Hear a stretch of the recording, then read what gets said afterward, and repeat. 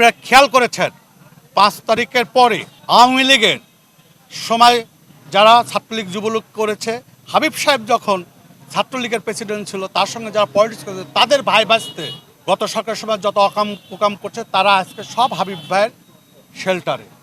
এবং কোনো প্রশ্ন করলে বলে আমার লোক, সে স্পষ্টত আওয়ামী লীগকে পুনর্বাসন করছে। এবং আমি জাকারিয়া পিন্টু আমার এক বিন্দু রক্ত থাকতে সেটা মেনে নেব না।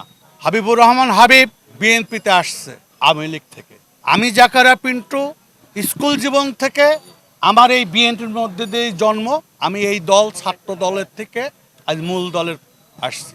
আপনারা সবাই জানেন, নতুন করে বলার কিছু নেই। তার তো দলের প্রতি দরদ নেই। সে চাঁদাবাজি করে বিএনপির ভোট ধ্বংস হলেও কি, না হলেই কি, কিন্তু আমার তো লাগে জনগণের কাছে জবাবদিহিতা তো আমাদেরকে বলতে হয়, করতে হয়। এবং আগামী দিনে ভোট চাইতে যাব আমরা।